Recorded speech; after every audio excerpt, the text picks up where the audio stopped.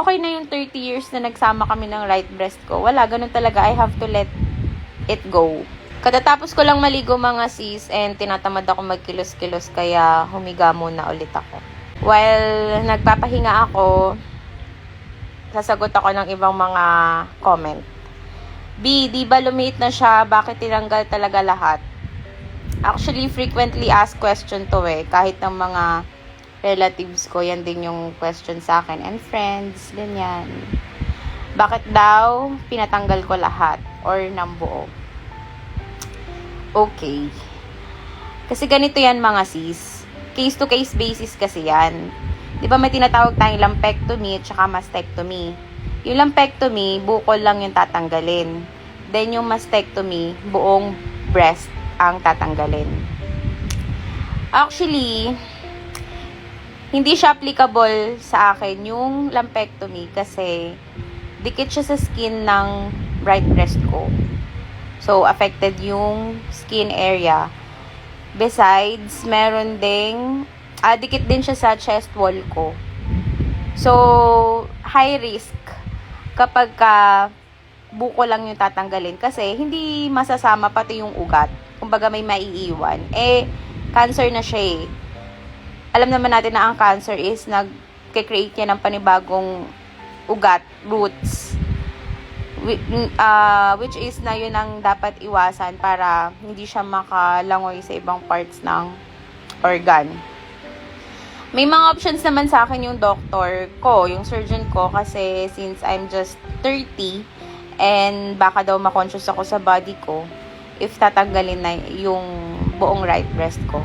Ang option niya sa akin ay reconstruction, which is ipe-preserve yung skin ko.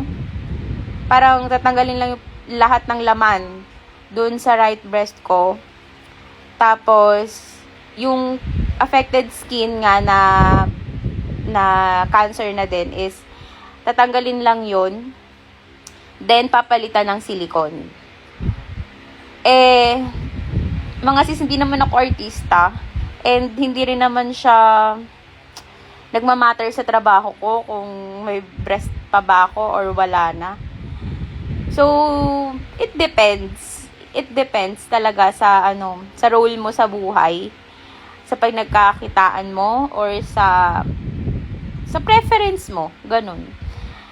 For me, okay na yung 30 years na nagsama kami ng right breast ko. Wala, ganun talaga. I have to let it go. And, hindi naman siya nakaka-affect sa daily life ko. So, I chose mastectomy na lang. Aside from that, syempre, mas mahal yung reconstruction. I think nasa 300 to 350k yun. And may maintenance din kasi yun. And kailangan mong i-monitor yun kasi baka mag-shrink yung silicone sa loob or mag-leak. Mas delikado. And mas mahal yung magiging monitoring ko din nun kasi nga, since silicone yung ilalagay, matatakpan niya yung pinaka laman na which is minomonitor every 6 months ata or 1 year. Merong ultrasound kung imo-monitor kung may recurrence ba ng cancer or what. Ganon. So, yeah. I hope na sagot ko yung question nyo. Question nyong lahat. Sa mga nagtatanong naman kung kumusta ako, I'm okay sa decision ko na yun. Kasi, tinanong ko yung family ko, even my partner, kung okay lang sa kanya na isa na lang yung breast ko. And kahit naman anong comment nila I mean, kung okay ba sa kanila o hindi, ang nagmamatter pa rin naman is yung sarili ko. If prefer ko ba na matanggal na yung... At the end of the day, mga sis, it's your choice. Your body, your choice, your rules. Okay?